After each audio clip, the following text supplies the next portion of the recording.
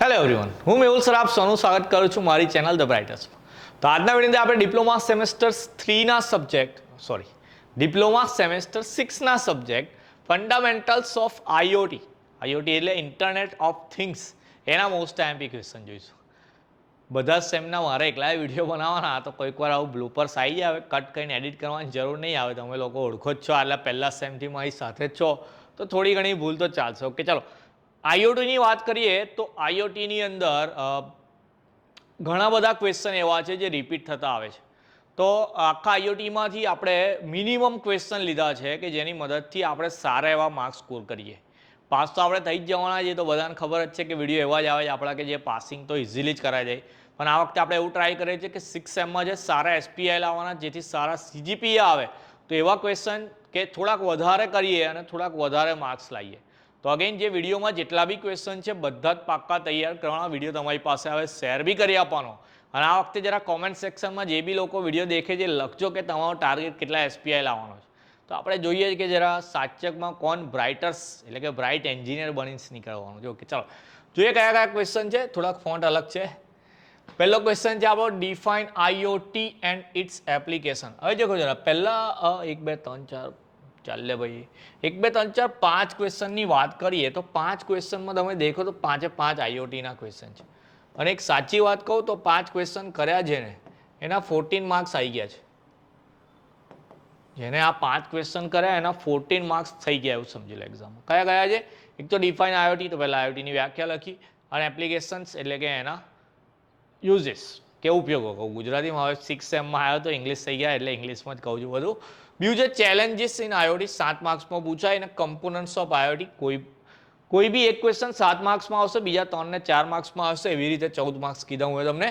Key characteristics of IoT અને architecture of IoT. કયો question પૂછાવાનો છે એવું નહીં કે તો 5 કરીશું, કદાચ જો ચેન્જ થઈ જાય ઓપ્શનમાં ના આવે બીજો કોઈ તો 5 તૈયાર કરવાના, તો તમારા 14 માર્ક્સ ડન છે. તો એના પછી 3 ક્વેશ્ચન દેખો સેમ છે, વર્કિંગ એપ્લિકેશન એન્ડ એડવાન્ટેજ. પહેલામાં સર્વો મોટર, બીજામાં સ્ટેપર મોટર અને ત્રીજામાં પીઆઈઆર મોશન સેન્સર. હવે 3માંથી કોઈ બી પૂછાય તો એ 7 માર્ક્સમાં જ આવશે, કોઈ બી આવશે. 2 આવી જાય તો ધી બેસ્ટ છે. પણ 3 તૈયાર કરીશું. વર્કિંગ બી લખવાનું, એપ્લિકેશન એટલે યુઝિસ બી લખવાના, અને એડવાન્ટેજ એટલે ફાયદા બી લખવાના. આ 2 વસ્તુ તો યાદ જ રહી જશે ઇઝીલી. વર્કિંગમાં થોડીક મહેનત કરવી પડશે તમારે. એના પછી છે need of the relay while using actuators.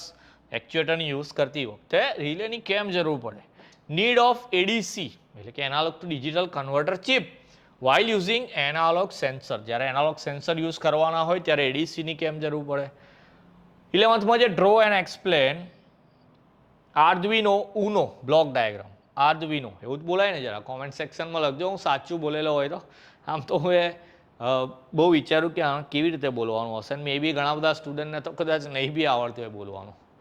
તો એવું તમારા પર બ્લેમ નહીં. કોઈ ગુજરાતી મીડિયમવાળા છોકરાઓની વાત કરું છું, એમને ટફ પડતું હોય. એમ કે હું બી ગુજરાતી મીડિયમનો સ્ટુડન્ટ હતો પહેલાંથી, તો અમુક વર્ડ હોય જ કે જે બોલવામાં તકલીફ પડે, પણ કંઈ નહીં. આર્ડુઇનો ઉનો એવું જ આવે છે એનું નામ. 12થમાં જે Arduino Uno code to turn on or off LED. તો એલઈડીને જ્યારે ઓન ઓફ કરવાની. હવે જો આ બ્લોક ડાયાગ્રામ વાળો ક્વેશ્ચન છે ને ફિક્સ જ છે. 7 માર્ક્સમાં કે 4 માર્ક્સમાં પૂછાઈ ગયો છે એવું માની લો. પેલા 14 માર્ક્સ થઈ ગયા, આના 4 કે 7 ગણી લો, 20 માર્ક્સ થઈ ગયા આપણા ડન. આર્ડુઇનો ઉનોના કોડ કે ભાઈ એલઈડીને ઓન ઓફ કરવી છે એના માટે કયા આર્ડુઇનો ઉનો કોડ લાગશે, એ બી છે ક્વેશ્ચન. એના પછી 13માં જોઈએ તો draw and explain Arduino Uno pin diagram. તો પિન ડાયાગ્રામ બી કરવાનો છે. આ બીએલઈ પ્રોટોકોલ જે છે એ પૂછાશે એક્ઝામમાં, ફિક્સ છે એ બી. Explain LiFi with its advantage and disadvantage. LiFi જે રીતે વાઈફાઈ આવે એવું લાઈફાઈ, તો વાઈફાઈ અને લાઈફાઈમાં શું ડિફરન્સ છે એ બી એક ક્વેશ્ચન છે એક્ઝામ માટે. 17થમાં જે explain MQTT protocol with architecture and working. આ બી લગભગ કન્ફર્મ છે આ વખતે એક્ઝામની અંદર. MQTT protocol. Okay, features and working of COAP. એમાં પેલો ઓ સ્મોલ આવે છે કંઈક, એનું ફૂલ ફોર્મ જો કંઈક હોય તો બતાવજો કોમેન્ટ સેક્શનમાં. એના પછી ટાઈપ્સ ઓફ, શું છે ટાઈપ્સ ઓફ? અચ્છા, એવું લાગે છે કે આ જે મેસેજીસ વાળો ક્વેશ્ચન છે 2 વાર લખાઈ ગયો છે, હટાવો એને. 19થમાં છે difference between MQTT and COAP.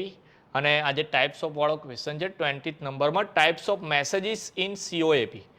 તો COAP ના ફીચર્સ બી કર્યા, વર્કિંગ બી કર્યું ને એમાં ટાઈપ ઓફ મેચેસ બી કરવાના છે. 21માં જે તમારું smart home automation with block diagram 7 માર્ક્સમાં ફિક્સ છે આ બી ક્વેશ્ચન. અત્યાર સુધી જેટલા બી એક્ઝામ લેવાય આઈઓટીની બધાની અંદર સ્માર્ટ હોમ પૂછાય જ છે. ઓકે.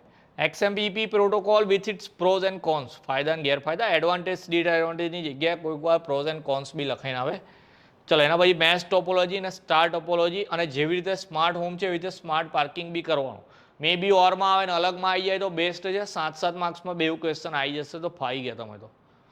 ઓકે ચલો એના પછી 25માં જોઈએ તો 25માં Arduino Uno program. Okay, Arduino Uno program to blink and come લખાઈ ગયું, to blink built in LED. તો જે આર્ડુઇનો ઉનો છે એની અંદર જે ઓલરેડી એલઈડી આવે છે એને બ્લિંક કરવા માટેનો પ્રોગ્રામ લખવાનો છે. Explain point to point topology with its advantages. તો આપણે આગળ સ્ટાર ટોપોલોજી જોઈ એવી રીતે અહીંયા પોઈન્ટ ટુ પોઈન્ટ ટોપોલોજી છે. અને 27માં આ જે લખેલા છે ફંક્શન્સ એને ડિફાઇન કરવાના પૂછાય છે એક્ઝામની અંદર. એક digital read, digital write, pin mode, available, drill string, એનાલોગેટિક. આમાંથી કોઈ બી 3 કે 4 પણ એક 3 કે 4 માર્ક્સના ક્વેશ્ચન માટે આ કન્ફર્મ જ છે 100% આવશે. તો આખા આઈઓટીમાંથી આપણે 27 મોસ્ટ આઈએમપી ક્વેશ્ચન જોયેલા છે અને મેક્સિમમ પોસિબિલિટી છે કે 60 માર્ક્સનું પેપર તમારું આમાંથી જ આવવાનું છે. તો આ વિડીયો તમારી પાસે આવે શેર કરી આપજો. અને ફરી એકવાર કહું છું, તમારો કેટલા એસપીઆઈ લાવવાનો ટાર્ગેટ છે કોમેન્ટ સેક્શનમાં બતાવજો. તો જરા જોઈએ, કોઈ એકની કોમેન્ટ જોઈને બીજો ઇન્સ્પાયર થશે તો બીજાને જોઈને કોઈ ત્રીજો ઇન્સ્પાયર થશે. આપણે ટાર્ગેટ આ વખતે સારો એવો સેટ કરવાનો છે, CGPS સારા એવા આવવા જોઈએ. તો મળીએ હવે નેક્સ્ટ વિડીયોમાં. ત્યાં સુધી તમારું ધ્યાન રાખજો. જય હિન્દ, જય ભારત.